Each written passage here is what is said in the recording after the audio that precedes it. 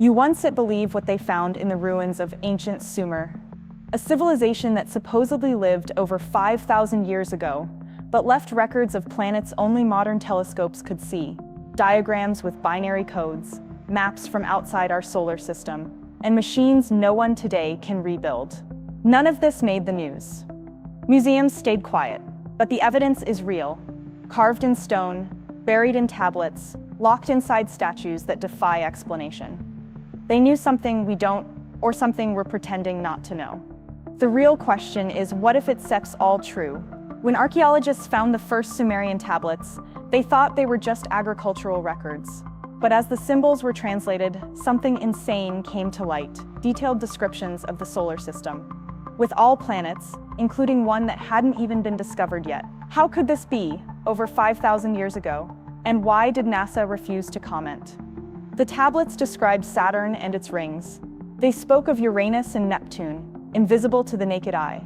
They mentioned a planet called Nibiru, with an elliptical orbit exactly like today's scientists theorize about the mysterious Planet 9. How did an ancient people, with no telescopes, know so much about the cosmos? Were they truly alone, or helped? Few people noticed this, but many of these tablets were removed from public view and locked away in museum basements. And when independent researchers began sharing translations, the scientific community went silent. But that was just the beginning. Most people don't know this, but among the Sumerian symbols, there are records that resemble sound wave diagrams. On one tablet found in Nippur, there's a repeated pattern that strongly resembles modern harmonic frequency charts. And here's the strange part: these patterns appear next to inscriptions about manipulating matter through sound. Independent researchers like author Maurice Cotterell believe the Sumerians knew how to use frequencies to move objects, something science is only now exploring with acoustic levitation. But how could they possibly know this back then? Who taught them? Or what? It goes deeper. A stone cylinder found in Lagash features spiral engravings that mirror energetic patterns used in modern quantum physics. That sips no coincidence. That sips knowledge, or maybe even technology, from somewhere we don't search yet understand. And that sips when things began to spiral. Among the most enigmatic artifacts is a segmented stone disc known as the Shamash disc. At first, it was thought to be purely symbolic. But when engineers compared the object to modern mechanisms, some suggested it worked as an astronomical calculator, much like the Greek Antikythera mechanism, but millennia older. The disc contains markers indicating planetary positions, lunar cycles, even eclipses. Its precision is frightening. Some engineers say it could predict celestial events with minimal margin of error. But how could this have been carved in stone with such accuracy? Primitive tools just don't explain it. Even more shocking, accompanying texts say the artifact was given by the Anunnaki. That's when you realize why so much Sumerian history was silenced. Because if it's true, if they really received this from beyond, our history needs to be rewritten, but we're only scratching the surface. In 2020, archaeologists uncovered a tablet in the ruins of Sippar with what seemed like a random pattern until someone compared it to star maps. What they found was chilling. The design perfectly matched the Pleiades star cluster. But as seen from outside our solar system, yes, the orientation was inverted, and the proportions matched simulations of how the cluster would appear, not from Earth, but from deep space. This kind of astronomical accuracy wasn't possible until just decades ago. So how did a Bronze Age people create it? Coincidence? Maybe not. The Sumerians claimed they came from the stars and would return to them. Could that explain the accuracy? Were they leaving us a cosmic breadcrumb trail? The next clue pushes that possibility even further. Sumerian ziggurats are known for their massive stepped design, but few ask why they were built that way. Some believe they weren't just temples, they were conductors of natural energy, built to amplify vibrations from earth and sky. In 2011, Iranian scientists measured strange electromagnetic surges around the ziggurat of Ur, peaks that intensified at the structure's summit. This mirrors theories about Egypt's pyramids being vibrational generators, not tombs. If the Sumerians were channeling energy, the real question is what for? Communication? Transportation? Or something far more advanced, hidden behind ritual and myth? The next clue might reveal who or what they were trying to connect with. One of the most chilling tablets ever found details beings with glowing skin, eyes black as the void, and voices that vibrated within the skull. It sounds mythical until the tablet describes their internal organs. Blood of dark color. A respiratory system unlike anything human, organs we don't have. This comes from the Enki text, found in Eridu. It tells of a priest encountering beings who arrived in flaming capsules, performed rituals, and left seeds of wisdom in the people. The final line? Do not reveal this to the common. The cycle must repeat. That's not mythology, that's a protocol. A message, one the mainstream ignores because it sounds too unbelievable. But what if it's not fantasy? What if it's memory? And what if the next piece of the puzzle isn't in words at all? A quiet study out of Germany analyzed the structure of Sumerian cuneiform. What they found wasn't just language, it was quantum logic. Patterns of repetition, inverted symmetry, and even binary-like sequences embedded in ancient text. These were especially present in writings about the creators and laws of the universe. One linguist compared them to DNA coding and found something chilling. The repetition ratios matched genetic sequence patterns, coincidence, or ancient design.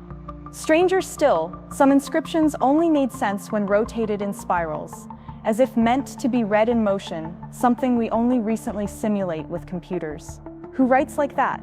The Sumerians weren't just telling stories, they were embedding keys, and one of those keys might have just been uncovered.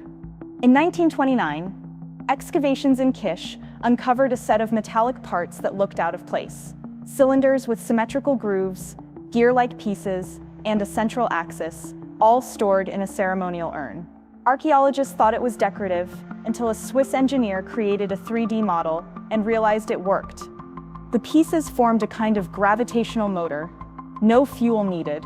It operated through counterweights and constant momentum. No one could replicate the function physically, but the simulation triggered strange magnetic pulses, and shortly after, the project was buried, literally and institutionally. If that machine was real, then the Sumerians had access to clean energy long before we did. But the question is no longer how. It sets who gave it to them. The next clue may point to the answer we set are not ready for. In the Temple of Vienna, a strange statue was discovered, humanoid in shape, but its eyes were something else, made of a deep blue crystal that shimmered unnaturally. When tested, the material didn't match anything on Earth. The statue represents Inanna, a major deity, but the surrounding text doesn't speak of worship. It speaks of contact. It says she came in light and sound, and her eyes stored the truth of the sky. Some think the eyes are storage devices, optical discs hidden in plain sight, and they've never been decoded. Still intact, still watching. Could they be waiting for someone or something to return and activate them? The answers might lie in the blueprint the Sumerians left behind, in the buildings themselves. Ever heard of the Sumerian cubit? Probably not, but engineers studying ancient temples found a disturbing pattern. Their dimensions follow advanced mathematical constants, like the golden ratio and Euler's constant, concepts rediscovered only millennia later. Even more bizarre, those measurements align with specific sound frequencies. When used in acoustic experiments, the resulting tones created cymatic patterns, geometric shapes formed by vibration. Coincidence again? Or were these structures machines? Because if the measurements, sound, and shapes all align, this isn't set architecture. This is a code. One that pulses, hums, and speaks a forgotten language. A language that may point to where they came from or when they said they're coming back. In 1894, the Sumerian king list was translated. It spoke of cities and rulers before a great flood, with reigns lasting thousands of years. The locations named don't exist on modern maps, but they line up with submerged structures in the Persian Gulf. Names like Eridu and Larsa match sonar-detected shapes beneath the sea, geometric ruins that match Sumerian descriptions. So what if these weren't myths? What if they were memories of an advanced civilization wiped out and buried? What steps more? Nearby symbols resembled constellations and lined up with specific celestial alignments, as if the map was also a clock, a countdown. And if that step's true, we may be approaching the moment it was counting down to. A lesser-known fragment from the Nebru tablet contains what's been called the Star Hymn. It doesn't sound poetic. It sounds prophetic. It speaks of a future cycle, the return of the Lords of the Light vessel, and marks of their arrival, dancing lights in the sky, metal roaring through clouds, and the awakening of eyes that never closed. Poetic? Maybe. Except these signs are happening now. Spiral lights over Norway, unexplained booms, and the military's sudden interest in UFOs. Coincidence, or the beginning of a long-predicted return? If the prophecy is real, what are they coming back for? The answer might lie in a final symbol, one that was never meant to be translated. On the final line of a tablet from Sipar, there's a symbol that doesn't belong. It's not Sumerian. It appears nowhere else, and it was carved after the tablet was finished, like a hidden postscript or a signature. The symbol resembles a circuit, flowing lines and nodes like neural networks or energy pathways.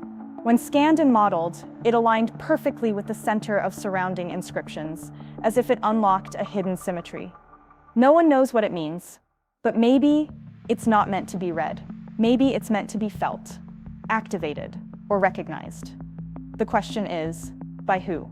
If the Sumerians really had access to knowledge this advanced, what else is being kept from us? What if our history is only the visible layer of something much bigger? A cycle that already played out once and is about to happen again. Maybe these discoveries surfacing now aren't random. Maybe they're a warning or an invitation. If this content made sense to you, subscribe to the channel, hit the bell, and share this with someone who deserves to know the truth.